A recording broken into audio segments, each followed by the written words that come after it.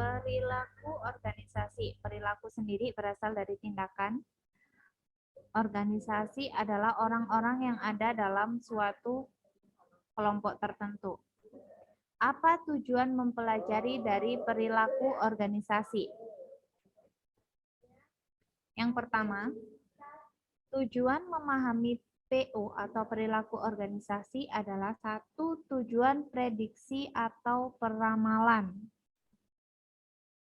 Jadi, ketika kita mempelajari perilaku-perilaku yang ada di dalam suatu organisasi, tujuan pertamanya adalah untuk memprediksi atau meramalkan hal-hal apa saja yang akan kita lakukan untuk kegiatan yang akan datang di dalam suatu organisasi atau perusahaan.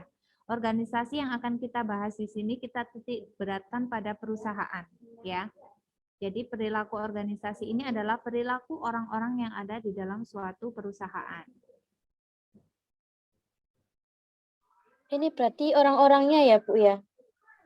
Perilaku dari orang-orang yang ada di organisasi atau ada di dalam suatu perusahaan. Yang kedua adalah tujuan eksplanasi atau penjelasan, explain. Yang ketiga, tujuan pengendalian atau pengawasan. Yang keempat, tujuan perspektif keilmuan. Tujuan melatih kepekaan. Nah, ini masih pengantar ya. Pentingnya mempelajari perilaku organisasi. Kenapa sih perilaku-perilaku orang yang ada dalam suatu kelompok organisasi itu harus kita pelajari? Karena dengan mengetahui perilaku baik secara individu maupun kelompok di dalam organisasi akan membantu pimpinan organisasi untuk menempatkan orang tersebut pada jabatan atau bagian pekerjaan yang sesuai dengan kepribadian dan keahliannya. Jadi perilaku atau tindakan yang ditunjukkan oleh suatu individu yang satu dengan individu yang lain tentu kan berbeda. Keahlian, kepribadian antara orang yang satu dengan orang yang lain kan berbeda. Dari itu penting mempelajari perilaku-perilaku ini agar di dalam organisasi atau perusahaan seorang pemimpin itu bisa menempatkan orang yang tepat pada jabatan yang tepat. Atau kalau dalam bahasa ekonominya sering disebut apa? Ini tuh bahasa ekonomi jadul yang sering kali diulang-ulang, yang sering kali dihafalkan di luar kepala. Salah satu pentingnya mempelajari perilaku organisasi adalah biar pimpinan itu bisa menempatkan orang-orang yang, atau dalam bahasa ekonominya disebut apa? The right man on the right place. Pernah dengar kata-kata itu? The right man on the right place. Kalau kita amati sekarang ini, banyak banget orang-orang yang tidak berkompeten di bidangnya, tidak ahli di bidangnya, tetapi menempati jabatan tertentu di suatu perusahaan. Akhirnya apa? Akhirnya kelangsungan atau kegiatan perusahaan tidak bisa berjalan seperti semestinya. Karena misalnya orang dengan lulusan manajemen melamar di suatu kantor hukum. Otomatis di sini kan dia tidak sesuai dengan passionnya, tidak sesuai dengan keahliannya. Tapi banyak sekali sekarang ini itu terjadi di perusahaan-perusahaan. Oleh sebab itu, penting kita mempelajari perilaku organisasi ini agar kalaupun nanti kita suatu hari nanti kita menduduki sebagai HRD, kita ada di jabatan sebagai seorang personalia, kita bisa open recruitment dengan memperhatikan orang-orang yang tepat untuk menduduki suatu jabatan tertentu. Kalau kita amati kejadian akhir-akhir ini, kenapa perusahaan pada akhirnya menempatkan orang-orang yang tidak tepat untuk menduduki suatu jabatan tertentu? Kenapa? Analisa. analisisnya? Beberapa alasan mengapa perusahaan pada akhirnya menempatkan orang-orang yang tidak tepat untuk menduduki suatu jabatan tertentu. Faktor-faktor yang menyebabkan perusahaan pada akhirnya menempatkan orang-orang yang tidak berkompeten di bidangnya untuk menduduki suatu jabatan tertentu. Biasanya bantuan dari orang dalam enggak sih, Bu? Bantuan orang dalam atau sistem koneksi. Ada lagi? Mungkin gelar, Bu. Gelarnya.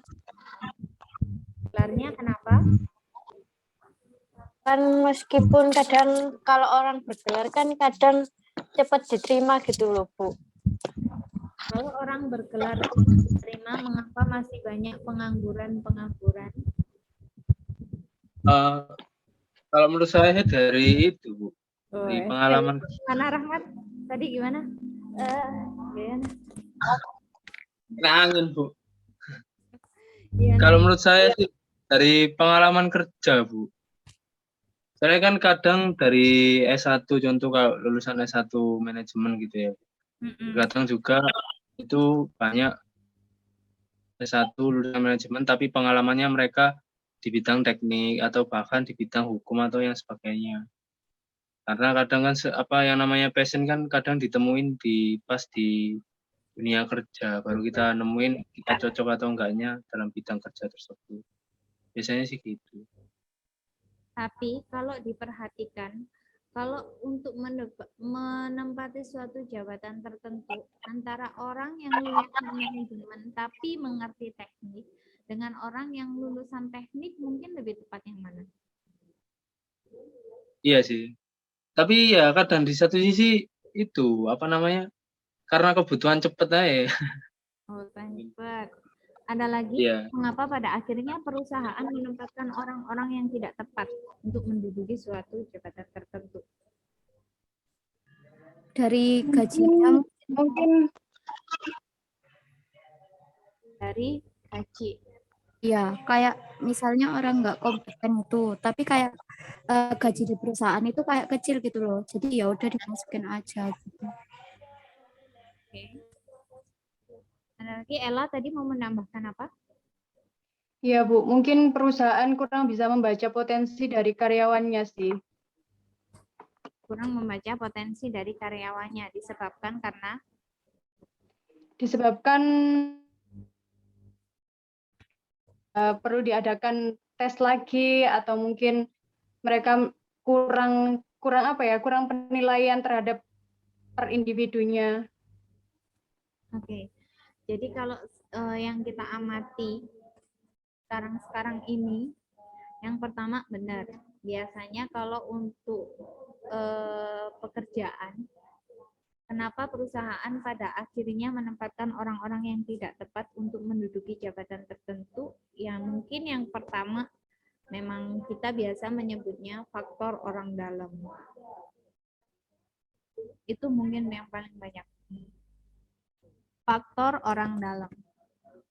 Yang kedua, bisa juga faktor gaji.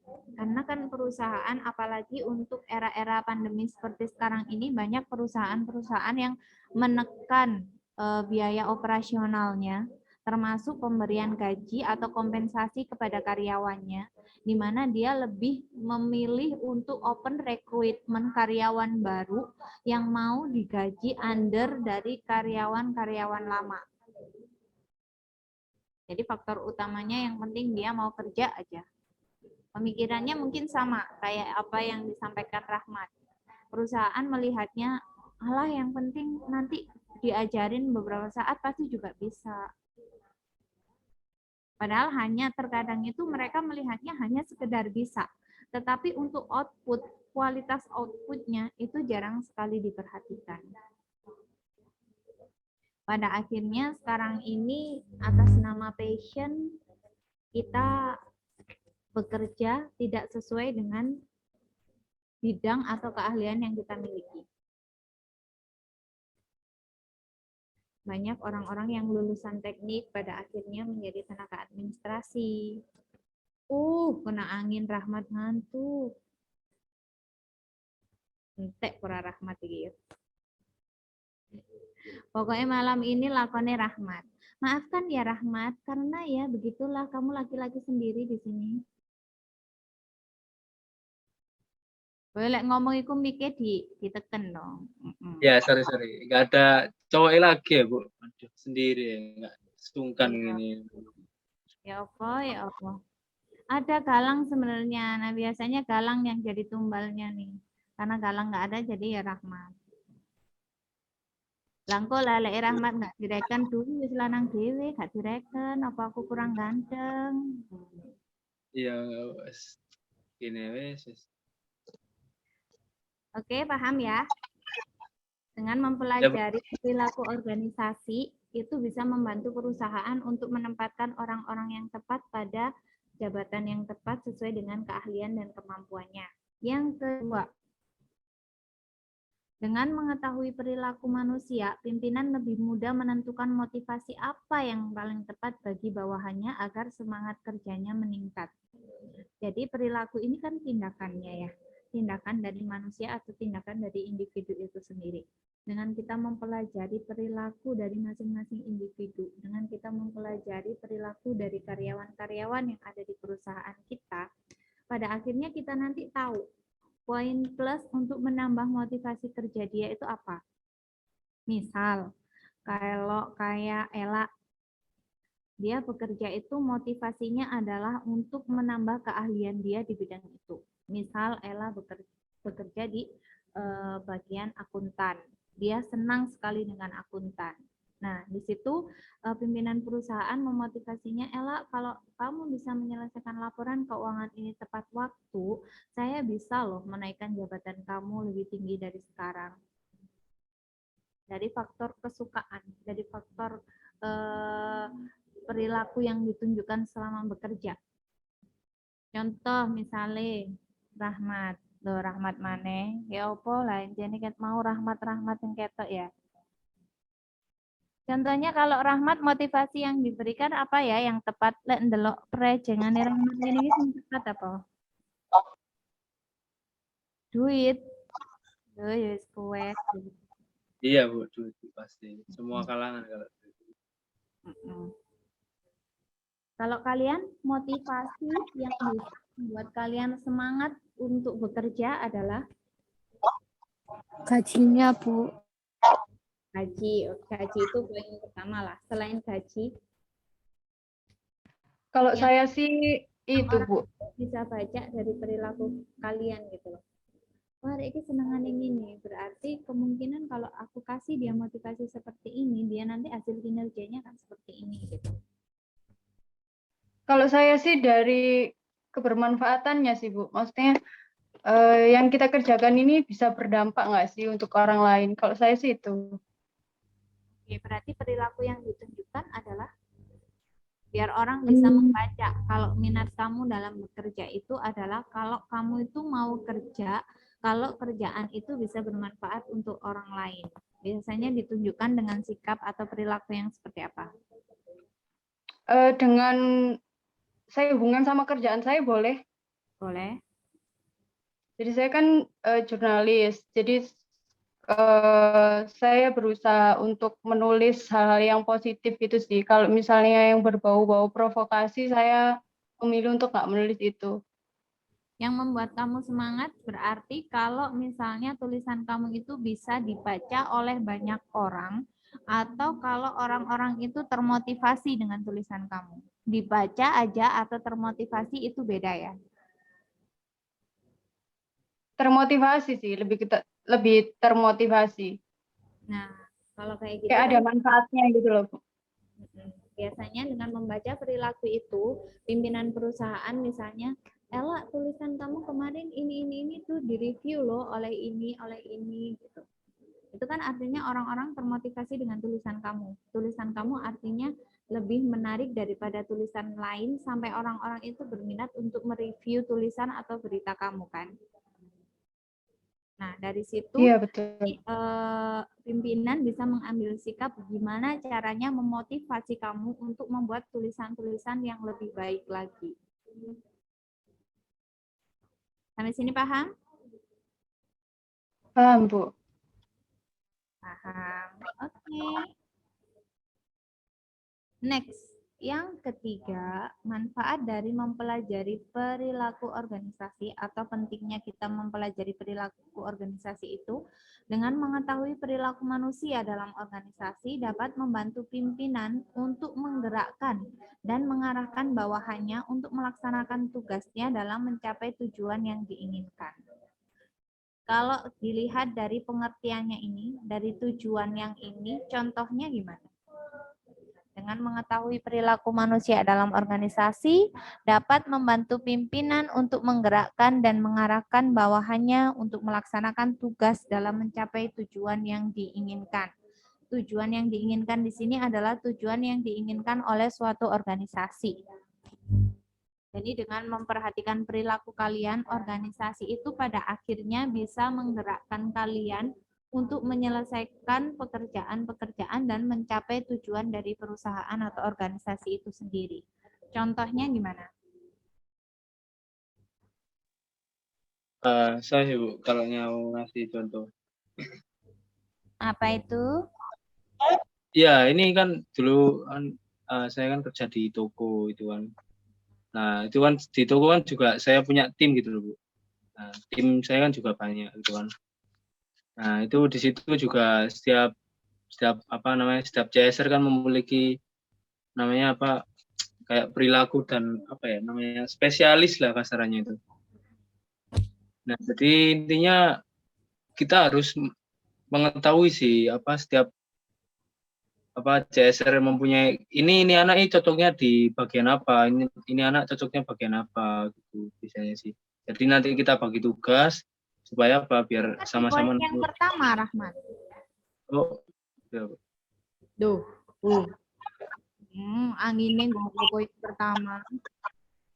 Oh iya sih. Tapi ini ya mencapai tujuan yang diinginkan bersama gitu. Oh beda ya Bu ya?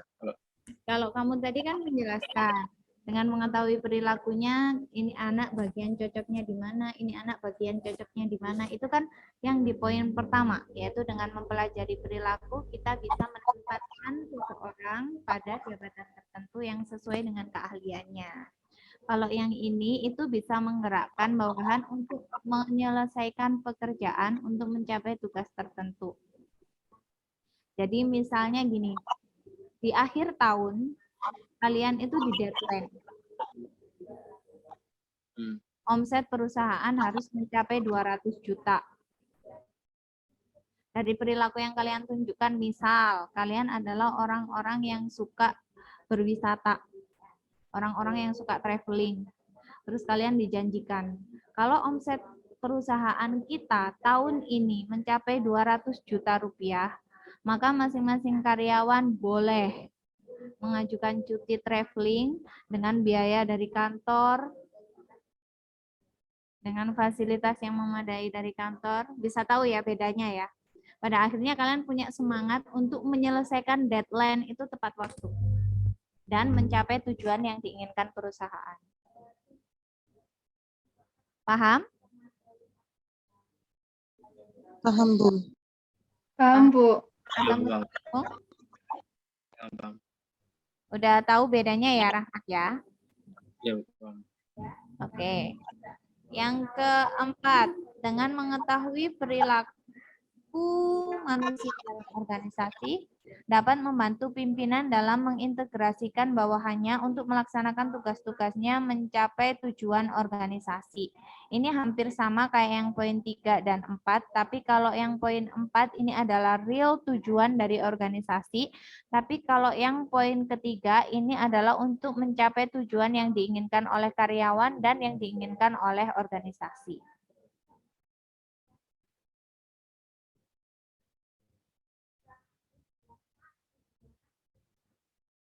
Apa saja isu dan kelemahan studi perilaku organisasi?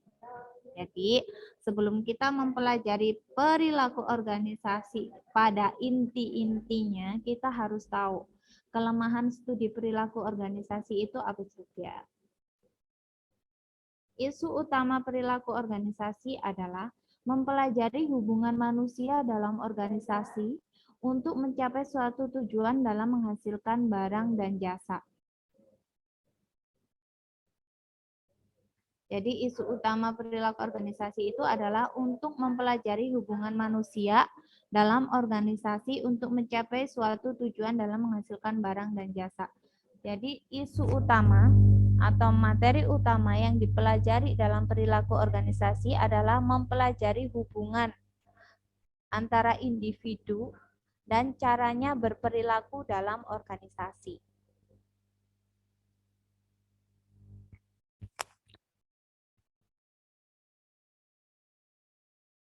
Sini ada 3 tujuan. Tujuan kelompok, tujuan individu, tujuan organisasi. Ini ada yang berdiri sendiri-sendiri. Kalau yang poin 3 tadi ada bisa mencapai tujuan individual dan tujuan organisasi. Poin yang keempat adalah untuk mencapai tujuan dari organisasi itu sendiri. Jadi dalam suatu organisasi itu ada kelompok tertentu, ada individu tertentu. Kalian sama perusahaan B. Selain kalian sebagai individu, kalian kan juga punya tugas untuk bisa berperilaku atau atau beradaptasi dengan kelompok kalian yang satu divisi. Nah, setelah kalian mencapai tujuan kelompok ini nanti pada akhirnya juga akan menjadi tujuan dari organisasi. Jadi tujuan organisasi ini memuat dari tujuan beberapa kelompok dan tujuan beberapa individu.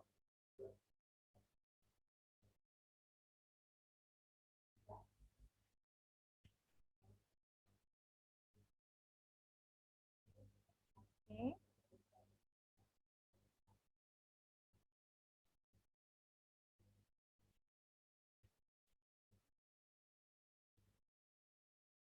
Kalau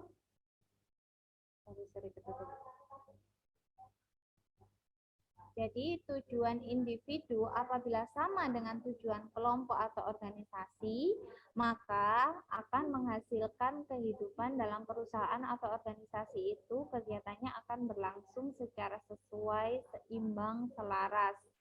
Tapi kalau tujuan individu itu berbeda dengan tujuan kelompok atau organisasi, maka akan memunculkan yang namanya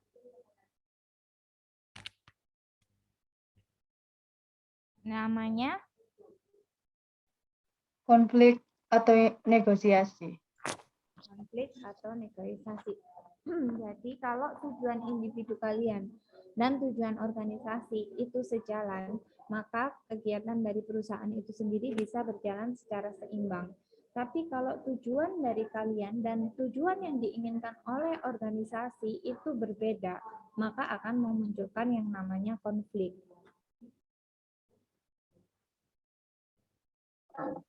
Paham ya?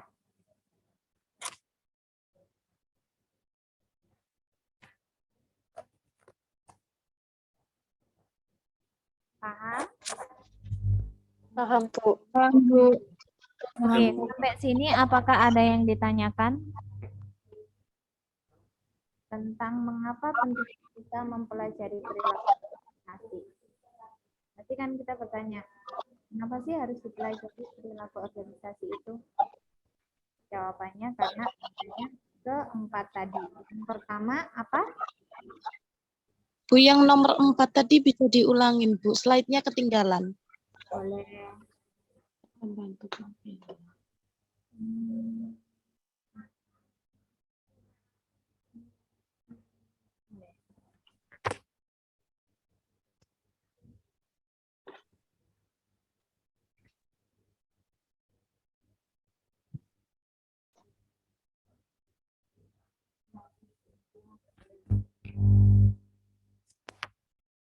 Sudah? Jadi mengapa kita harus mempelajari perilaku organisasi? Poin yang pertama karena Membantu pimpinan perusahaan untuk menempatkan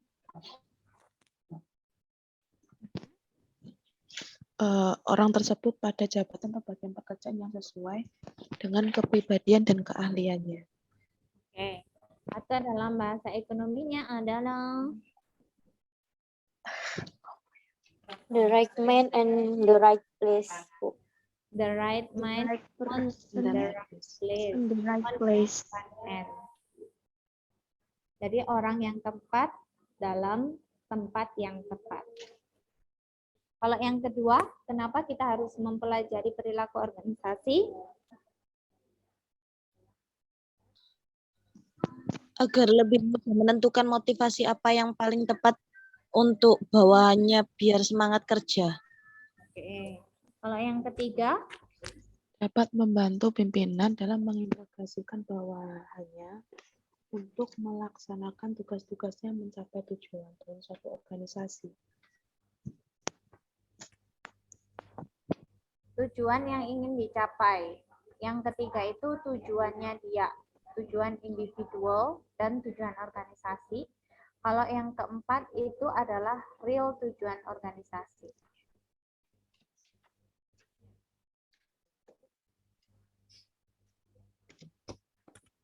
Oke? Jadi itu yang akan kita pelajari selama 1 semester ke depan, yaitu yang ada hubungannya dengan perilaku individu dalam beradaptasi di kehidupan organisasi. Sampai sini ada yang ditanyakan? Ya Bu, tujuan individual dan tujuan kelompok tadi gimana Bu? Ya soalnya putus-putus, nggak dengar saya. Kalau tujuan individual itu adalah tujuan kamu, tujuan pribadi itu sendiri, tujuan individu sendiri. Kalau tujuan kelompok itu biasanya kan dalam perusahaan kamu kan tidak berdiri sendiri. Pasti ada kelompok kecil dalam perusahaan, misalnya satu divisi keuangan yang sama.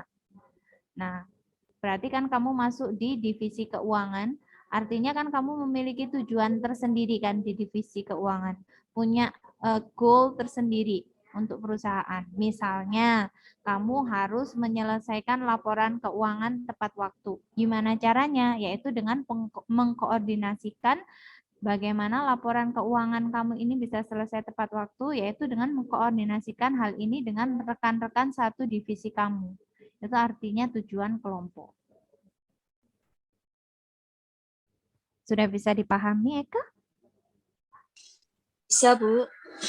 Oke, kalau nggak ada yang ditanyakan, on cam semua, saya mau absen.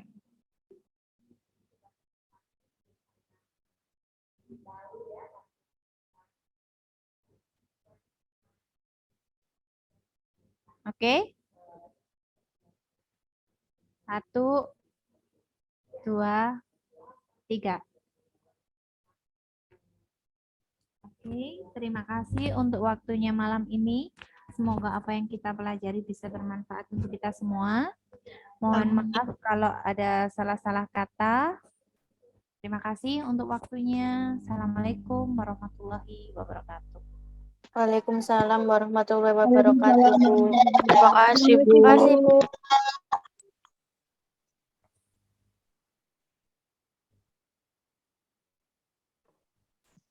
Makasih Bu.